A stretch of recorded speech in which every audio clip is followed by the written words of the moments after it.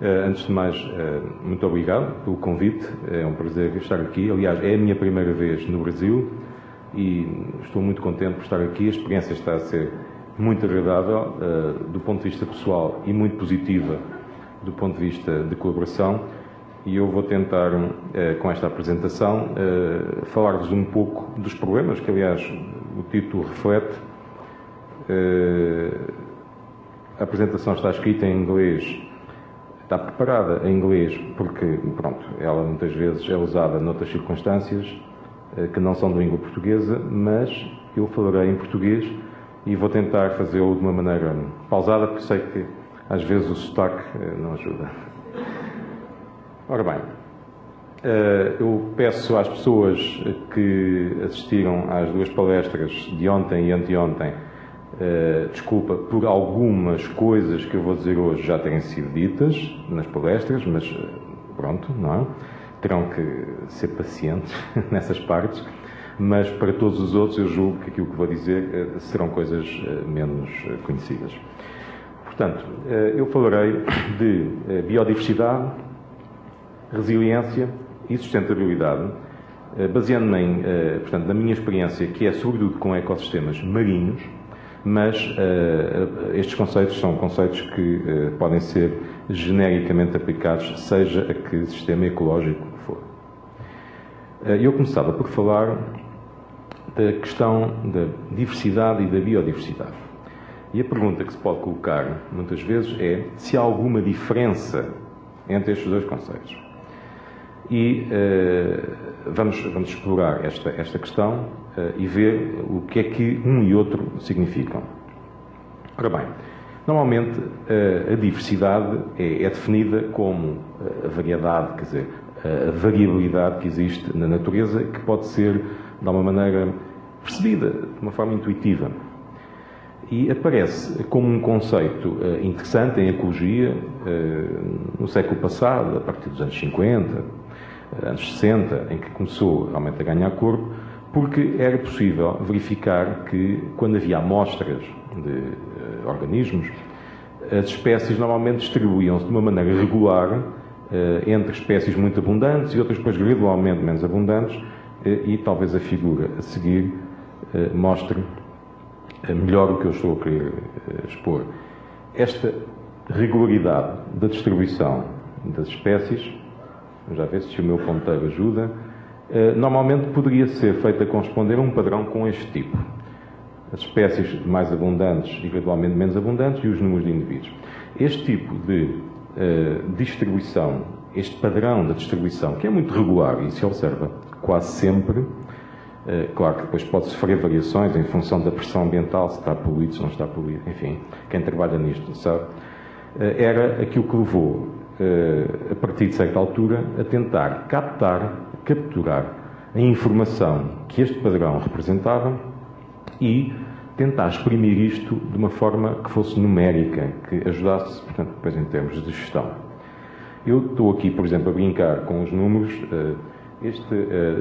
Eu dei ao Marcos Calisto o artigo em que estas coisas estão ditas, portanto, as pessoas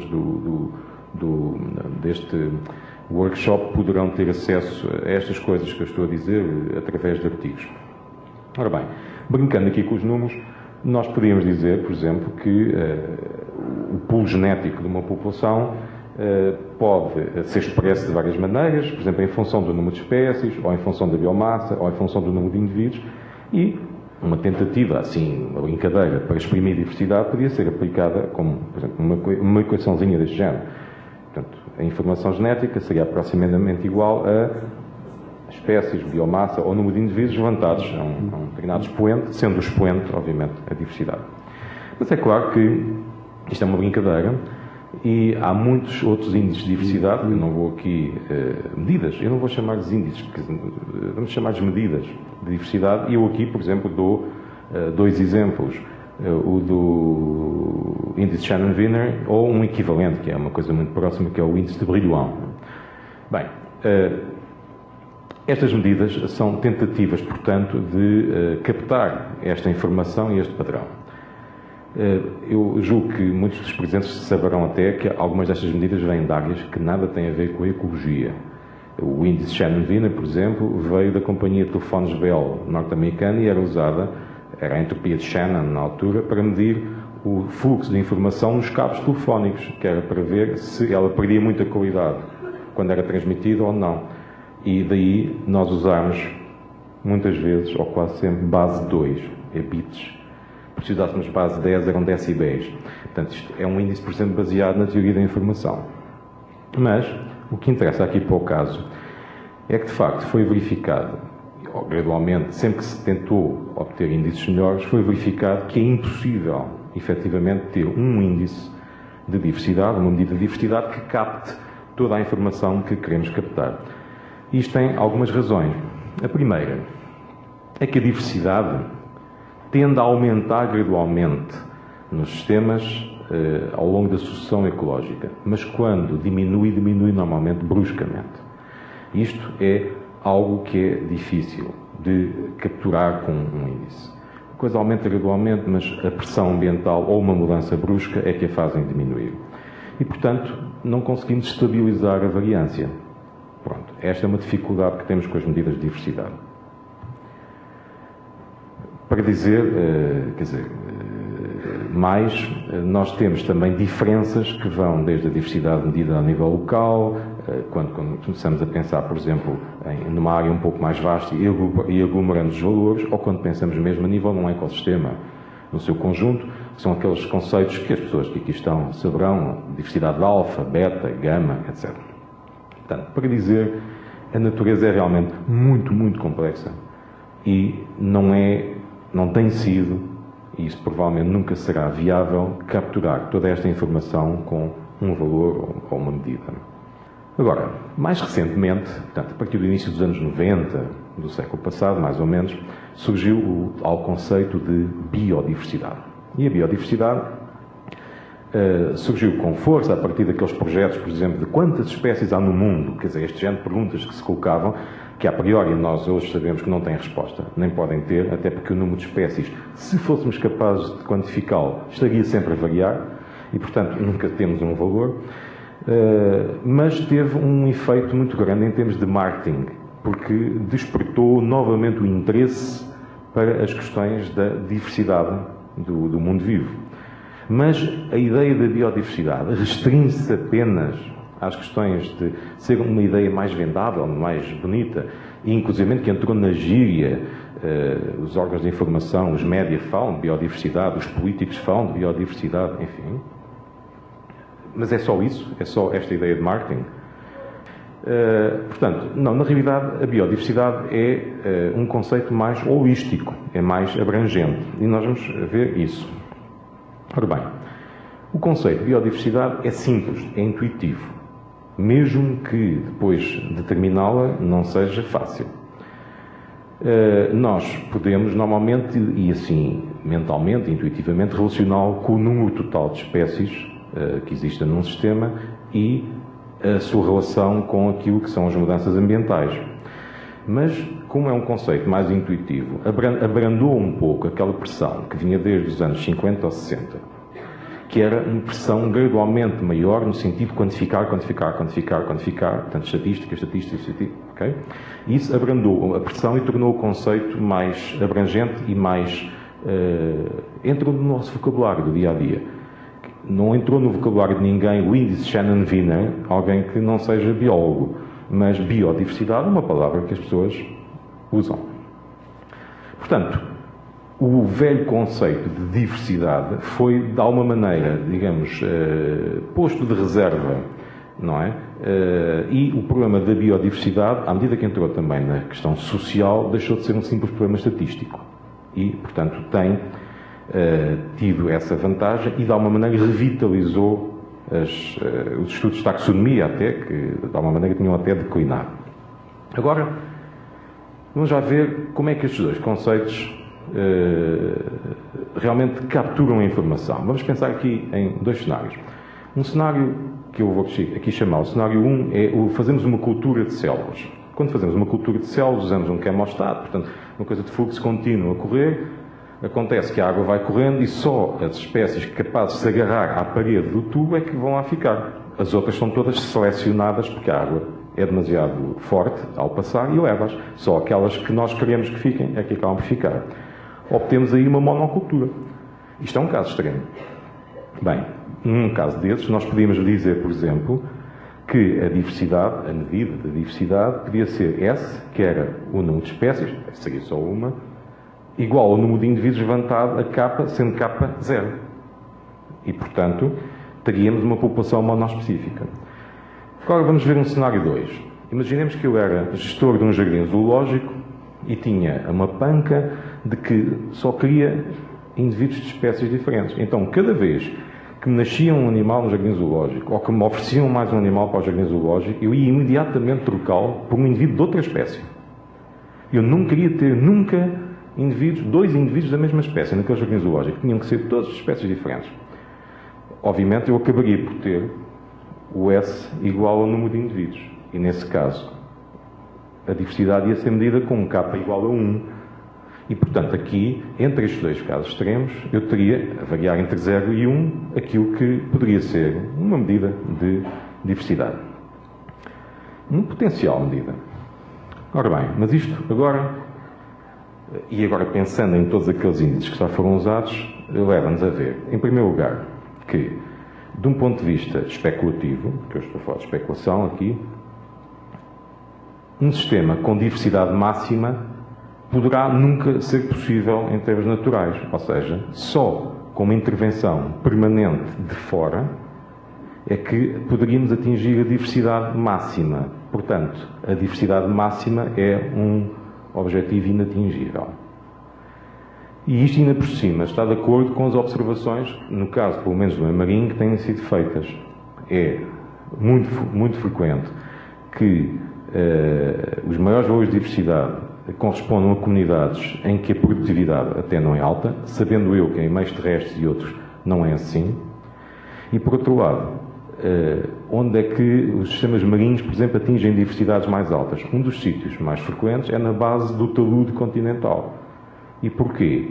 Porque está sempre a cair matéria orgânica vinda de cima e permite que haja um fluxo de energia grande.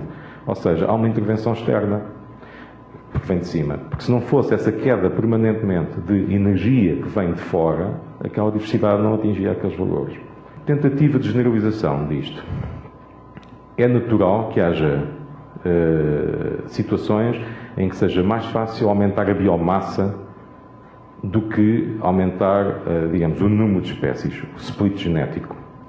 Nessa altura, nós teremos comunidades com maior biomassa. É o que acontece nos estuários. São comunidades fisicamente controladas e normalmente o que temos é espécies com biomassa elevada, mas não temos tantas espécies como no rio a montante ou no oceano fora. Mas se for mais fácil aumentar o número de indivíduos, isto é, não há energia suficiente, por exemplo, para que as populações cresçam muito, ou há, digamos, comunidades que estão biologicamente acomodadas, e aí é mais fácil fazer o split genético, então nós teremos maior diversidade e menor biomassa de cada espécie. Na sucessão natural é isto que acontece. Normalmente aumenta primeiro a biomassa e depois é que aumenta o número de espécies. Pronto. Isto é uma observação que é feita na natureza e também corresponde à variação latitudinal, em termos de gradiente. Quando vamos dos climas temperados para os climas tropicais, este padrão é o mesmo. Agora, vamos lá ver como é que as duas coisas, a diversidade e a biodiversidade, capturam os padrões sazonais. Nós sabemos em climas temperados, por exemplo, que medimos sempre diversidade mais baixa no inverno e ela tende a ser maior na primavera e no verão. Isto significa o quê? Que é assim ou é aquilo que nós estamos a medir? Na realidade, eu acho que é, e já vou mostrar porquê, acho que é aquilo que estamos a medir. Há muitos estados dormentes durante o inverno que nós simplesmente não vemos. Ovos, esporos, que nós não estamos simplesmente a detectar em termos de atividade. Ou seja, na realidade, e quem trabalha em filosofia da ciência pode perceber aquilo que eu estou aqui a dizer, a biodiversidade é uma propriedade ontológica dos sistemas. E nós nunca somos capazes de medir uma propriedade ontológica.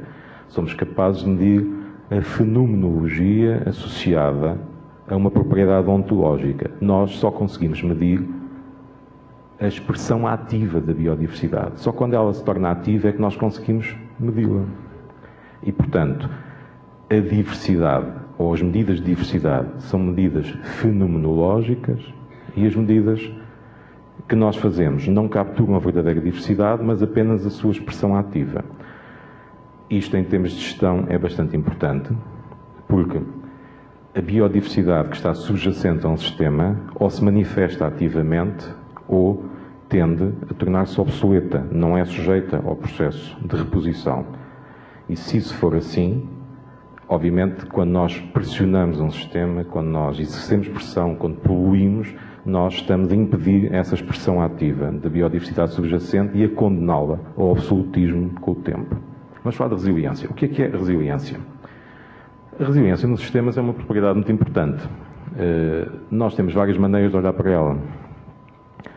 Muitas vezes perturbamos um sistema, e um sistema sujeito a uma perturbação leva algum tempo, se a perturbação cessar, a voltar mais ou menos ao que era antes. E nós estamos a falar de resiliência, mas do ponto de vista, é quase uma perspectiva de engenharia. É Engineering Resilience. Isto é, quanto tempo leva um sistema, depois de perturbado, a voltar ao normal, entre aspas. Mas para nós, do ponto de vista de gestão, interessa muito mais aquilo que é a resiliência ecológica, que não é o período de tempo que um sistema leva a recuperar, mas a capacidade que ele tem de absorver choques e perturbações e, ainda assim, manter-se a funcionar, manter função. Portanto, estamos a falar de uma espécie de elasticidade. E um conceito, o primeiro, é um conceito que está ligado à recuperação do sistema depois de o perturbarmos. O segundo está muito mais ligado à sua reorganização. E há uma coisa que nós sabemos em termos de resiliência ecológica e que o primeiro conceito não leva em conta. Um sistema, depois de perturbado, nunca volta a ser o que era. Até porque termodinamicamente isso é impossível. Volta a ser, talvez, parecido, mas não o que era. E é o que esta figura aqui tenta exprimir. Se tivermos um sistema e ele se degradar, podemos tentar intervir a vários níveis. Através de medidas de mitigação, podemos tentar reabilitar o sistema, podemos tentar restaurá-lo e trazê-lo até ali, mas normalmente o que estaremos a fazer é compensar o que aconteceu aqui e até muitas vezes estamos a criar novos habitats. Portanto, a recuperação dificilmente virá ali, podemos inclusivamente trabalhar nesta área e o sistema até pode ser substituído por algo que tenha a mesma função, mas que não vai ser igual ao que era. Esta figura tenta mostrar isso e, em termos de gestão, isto é extremamente importante. Eu vou tentar sintetizar. Imaginem que isto aqui é o estado de qualidade do sistema medido com um indicador, qualquer coisa, podia ser biodiversidade ou diversidade. E aqui temos uma pressão ambiental, que podia ser, por exemplo, poluição por nutrientes ou por um químico, mas a poluição por nutrientes, a eutrofização é um dos exemplos melhores. E nós, o que assistimos frequentemente é isto. Temos o sistema num determinado estado e a pressão vai aumentando, vai aumentando, vai aumentando, vai aumentando. E a certa altura, o sistema vai-se abaixo e piora extraordinariamente. E nós dizemos, então, foi neste valor que aquilo piorou. Pronto, então vamos agora tomar medidas de gestão. Vamos diminuir a quantidade de nutrientes que, por exemplo, as atividades agrícolas lançam e vamos melhorar as técnicas agrícolas e fazemos um cálculo, isto aconteceu muitas vezes, e vamos dizer, olha, vocês têm que reduzir em 20% a descarga de nutrientes porque, olhem, estamos aqui e sabemos que o sistema mudou ali. Então tomamos resoluções e dizem, reduzam 20%. Pois, reduz-se 20% e nada acontece. O sistema continua mal. Então vamos reduzir 40%. E há muitos modelos que mostram que é necessário reduzir 90%, o que, do ponto de vista de gestão, se torna quase impraticável. Então o que acontece é que, para o sistema voltar a um ponto em que funciona mais ou menos como funcionava antes, é necessário reduzir muito mais a pressão, devido a um problema que se chama estresse do sistema. O sistema tem aquilo que é uma certa capacidade tampão que, quando é ultrapassada, depois não é quando chega àquele ponto que nós conseguimos reverter a situação. Depois vamos ter que, tal como ele aguentou muito mais pressão do que à conta sem mudar, depois vamos ter que diminuir muito mais do que à conta para ele poder recuperar. E ele, mesmo recuperando, nunca vai voltar a ser exatamente o que era. Vai ficar sempre a uma certa distância. E agora imagina isto associado à mudança climática. Nós a pensarmos que vamos trazer o sistema para ali, mas entretanto, com a mudança climática, aquelas condições até já são outras e estamos a tentar trazer o sistema de volta para uma coisa que já nem podia existir mesmo numa situação natural. E isso lança a confusão completa em termos de gestão. Agora vamos falar de sustentabilidade. Ora bem, o que é isto de sustentabilidade? É outra daquelas palavras que entrou na gíria. Portanto, enfim, toda a gente fala de sustentabilidade. Mas o que é isso? Claro que nós podemos tentar usar uma definição, aquela definição, por exemplo, da Comissão Brundtland, que diz usarmos os recursos de forma a que eles fiquem para as gerações vindouras, não é? Portanto, enfim, essa definição é uma definição possível, mas, na realidade, isto não é nada operacional. Quer dizer, como é que se operacionaliza uma definição destas? Usar os recursos, mas de maneira que as gerações vindouras possam contar com eles. Não é possível. E é preciso quantificar esta definição, porque senão não fazemos nada com ela. E há vários problemas associados a esta quantificação. Um é o tempo. O outro são as inter-relações entre as partes dos sistemas. E depois há a questão dos limites biofísicos. As coisas não são ilimitadas. O tempo, em primeiro lugar. Ora, nós, em termos de sociedade humana, e então a partir da Idade Média, isto tornou-se patente, acabamos por evoluir sempre através do consumo de recursos, muitas vezes não renováveis. E esses recursos, que a certa altura pareciam ser grandemente abundantes, constituíam, e agora eu estou a usar uma linguagem que se usa muito na área da economia ecológica ou da ecologia económica, se quiserem, chama-se capital natural. E, portanto, manter o capital natural prende-se com os dois conceitos anteriores, sobretudo o da resiliência, não é? E o da conservação dos recursos que temos. E isso só pode ser feito, quer dizer, através de melhoria de técnicas, etc. Mas aquilo que é fundamental é que a noção de sustentabilidade seja associada à manutenção dos serviços ecológicos dos sistemas e, consequentemente, dos serviços económicos que tiramos dos sistemas. Depuração natural da água, despoluição natural são serviços ecológicos, mas fazer aquacultura ou fazer agricultura são serviços económicos. Mas se um ecossistema falir na parte dos serviços ecológicos, vai falir forçosamente na parte dos serviços económicos. E isso nós não podemos obviar. Depois, é evidente que o nosso paradigma de desenvolvimento, neste momento, não é muito compatível com a sustentabilidade. Quer dizer, eu escuso de estar para uma Assembleia como esta, a estar, obviamente, a explicar quais são, quer dizer, os problemas envolvidos. E, finalmente, há a questão de estarmos a trabalhar, sobretudo, com recursos não renováveis. E, portanto, quando nos traz isto à sustentabilidade, e isto é posto na questão do problema da sustentabilidade, nós acabamos por nos defrontar com duas formas de ver a sustentabilidade. Uma, que é a dita sustentabilidade fraca, que é mais utilizado o conceito na banda dos economistas, e o outro, que é o da sustentabilidade forte, que é mais utilizada na banda dos ecologistas, dos ecólogos. A primeira destas noções diz basicamente que nós usamos os recursos que o capital humano, como é costume referir-se à inovação, à capacidade de inovação, etc., é interconvertível com o capital natural e, portanto, como as duas coisas são interconvertíveis, mesmo que os recursos naturais se vão esgotando, nós vamos arranjar sempre maneira de encontrar um substituto. E se não conseguirmos, simplesmente deixamos de explorar esse recurso porque ele já está exausto, mas vamos assegurar aquilo que precisamos com outro. Verdade ou não? Na sustentabilidade forte diz-se isto é verdade parcialmente, isto é, até certo limite, isto é verdade, mas há um capital natural crítico que não pode ser ultrapassado sem comprometer todo o funcionamento do sistema e perder, portanto, os serviços dos ecossistemas. Que é, portanto, o que está aqui dito, o capital natural crítico. Abaixo desse capital sistema, o ecossistema deixa de funcionar. E nós, como dependemos do ecossistema, também não vamos conseguir satisfazer as nossas necessidades. A resiliência ecológica, de que eu falei em primeiro lugar, está normalmente, isto é um conceito teórico, inversamente relacionado com o grau de pressão e de ameaça que existe sobre o sistema. Mas, portanto, se a degradação passar o tal limite do aceitável, nós nem sequer podemos sustentar o nosso desenvolvimento e o nosso bem-estar. E, portanto, esta criticalidade ecológica é uma das coisas que temos que ter em conta.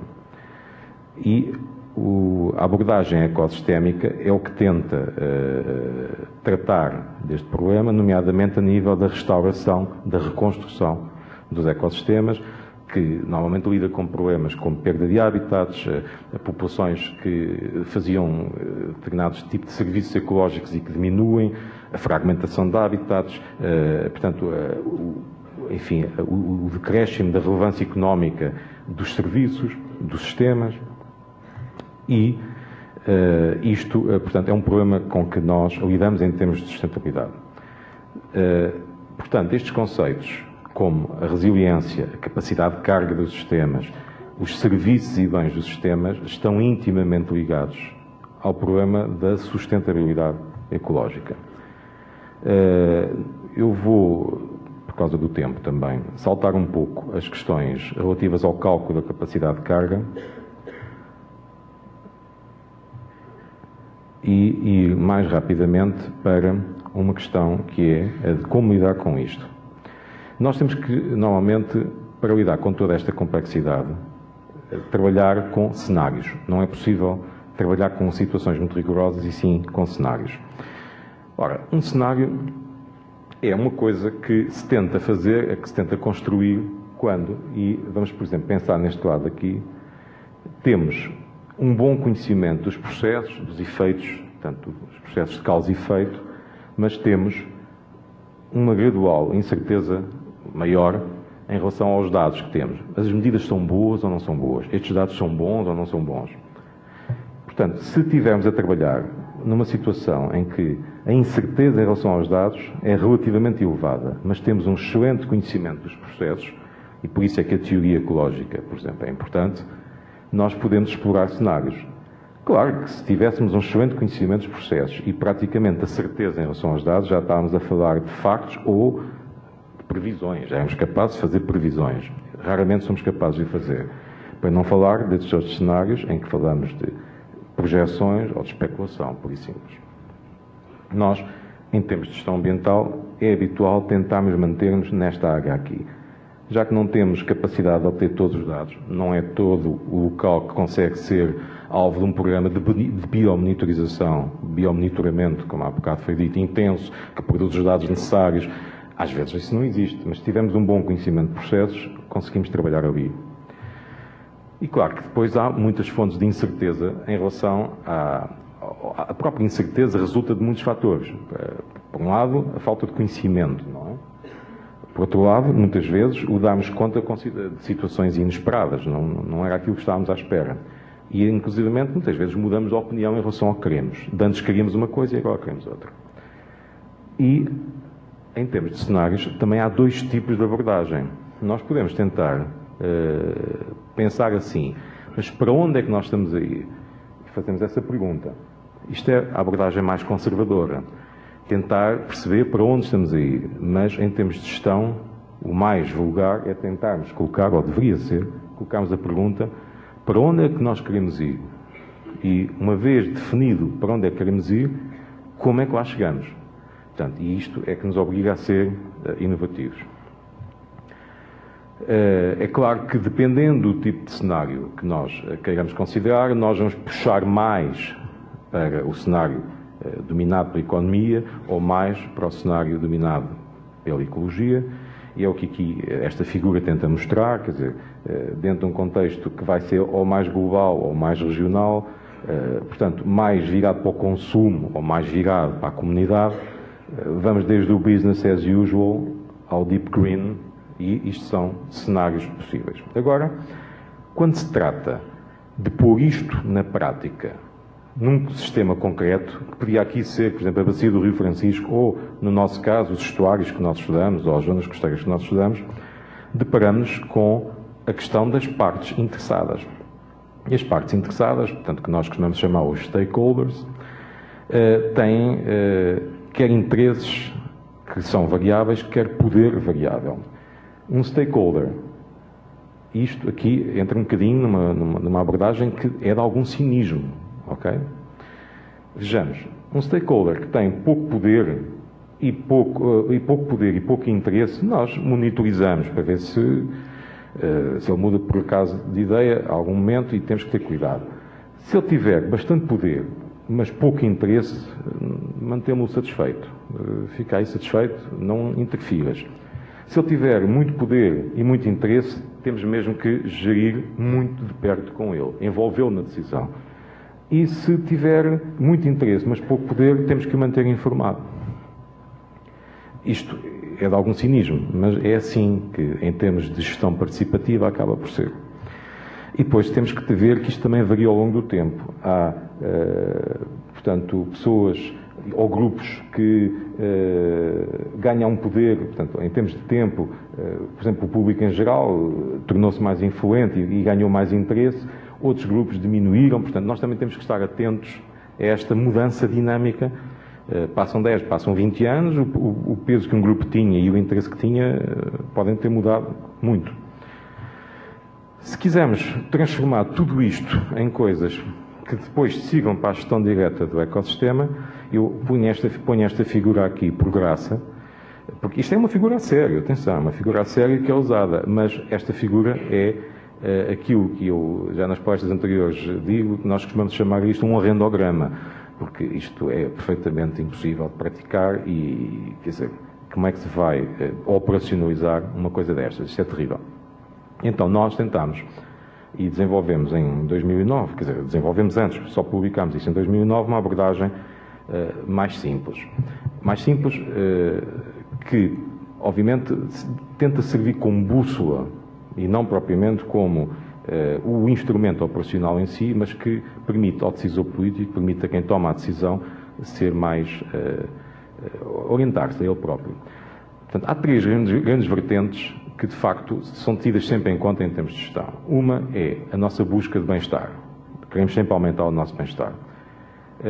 Depois, obviamente, temos a nossa preocupação com as questões ambientais, porque sabemos qual é a dependência que temos em relação ao ambiente. E, finalmente, temos que lidar com o problema de qual é a tolerância do nosso ambiente e do ambiente que usamos em relação às pressões que nós exercemos. E nós desenvolvemos uma abordagem que chamamos de Ecological Sustainability Trigon, portanto, o Trigon de sustentabilidade ecológica, que, como bússola, funciona um pouco assim. Nós, por exemplo, na parte de baixo do triângulo, estas ligações entre os lados são não lineares, mas a bússola em si é orientadora. Neste lado, consideramos as questões ambientais. Pode ser a saúde do ecossistema, que é um conceito. Podemos estar a falar de indicadores ecológicos, ou de capital natural, ou de serviços e bens ecológicos. Daquele lado, consideramos a parte relacionada com o bem-estar humano. Vão desde os benefícios das partes interessadas, podemos considerar coisas como produto interno bruto, ou os serviços e bens económicos, ou um índice de bem-estar, tudo isto já foi utilizado. E, obviamente, deste lado, temos as pressões. As pressões que resultam da nossa procura ali. Um decisor, e se houver leis, isso é visto como uma aplicação da lei. Se não houver leis, pode ser uma decisão tomada pelo próprio decisor. Permite-nos fixar o nosso objetivo. Qual é o nosso objetivo? O nosso objetivo está ali, o nosso objetivo está aqui. Ora, nós podemos orientar-nos e dizer: há uma lei que diz que a qualidade da água tem que ser, como a Diretiva Quadro Europeia, por exemplo, que o meu colega Manuel Graça vai falar depois, que diz: a partir de 2015, a qualidade das massas de água europeia tem que ser boa. Pronto. Obviamente, tem que haver ferramentas para dizer o que é bom ou o que é mau, mas essas ferramentas vão estar aqui, alguns. E vai haver aqui um valor que tem que ser fixo, porque para baixo disto não pode ser, não é autorizado. Então, o que é permitido ali? O que é permitido ali tem que ser coisas compatíveis com aquele objetivo de qualidade ecológica. Mas, obviamente, nós sabemos que quando atuamos ali vamos criar pressões. Facilmente chega à conclusão que não é possível maximizar todos os lados. É possível otimizar, mas não é possível maximizar. Se o nosso objetivo de qualidade ambiental estiver aqui, nós só podíamos atingir uma pressão baixa se, portanto, tivesse uma pressão, portanto, aceitável. Portanto, a pressão máxima aqui corresponde, portanto, isto é aqui, esse sim, ok. Ou seja, com uma, as cores estão trocadas, desculpem, o verde não era assim. Portanto, com uma população muito baixa, nós podemos ter elevado nível de bem-estar e uma boa qualidade ecológica. Mas se tivermos uma população muito alta, não podemos fazê-lo. Nós não podemos maximizar, portanto, a nossa pressão sem diminuir muito o nosso bem-estar. Portanto, se a nossa pressão for muito alta, para termos aquela qualidade, temos que ter um nível de vida muito baixo. Portanto, é possível otimizar e é possível, sempre que pensamos numa variável que estamos a medir, colocá-la num dos eixos e tentar perceber como é que ela vai funcionar. Agora, há um problema que daqui resulta, que é, nós quando queremos aumentar o bem-estar, vamos ter que lidar com as pressões.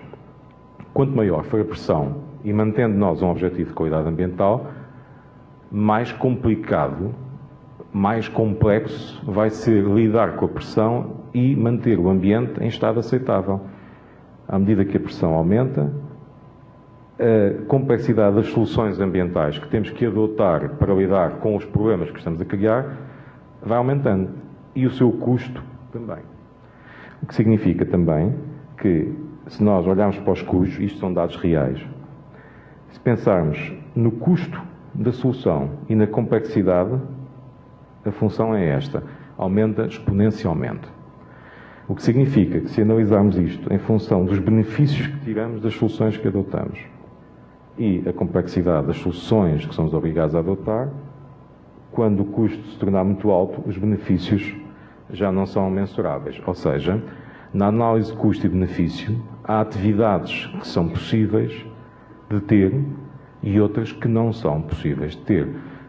Para atingir bem-estar económico num sítio, se calhar não podemos aumentar a produção de carne para não sei quantas milhares de toneladas por ano em não sei quantos hectares, ou duplicar a produção de cereal na mesma área, ou construir e ter desenvolvimento urbano junto à costa, criando uma pressão brutal, porque depois, se quisermos manter a qualidade ambiental, e se for esse o nosso objetivo, vamos ter que ter soluções muito caras para manter a qualidade ambiental e isso é proibitivo, ou seja, somos obrigados a escolher outro tipo de atividades. E aí o tal capital humano e a inovação e a ideia de como obter benefícios estragando o menos possível vai ter que funcionar.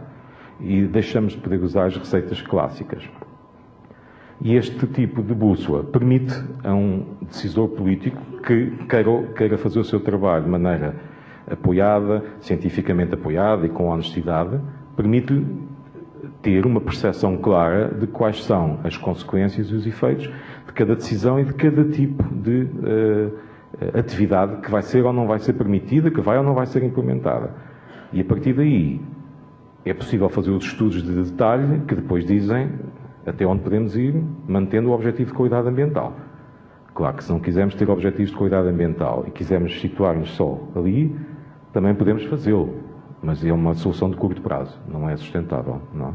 Combinar, portanto, esta busca de bem-estar com a necessidade de o fazermos de forma sustentável é o maior desafio que temos pela frente, quer dizer, para o futuro, é o maior desafio de todos. E eu acabo aqui, eu sei que sou capaz de ter excedido ligeiramente o tempo, em alguns minutos, mas tentei manter-me dentro do horário. Pronto, e obrigado.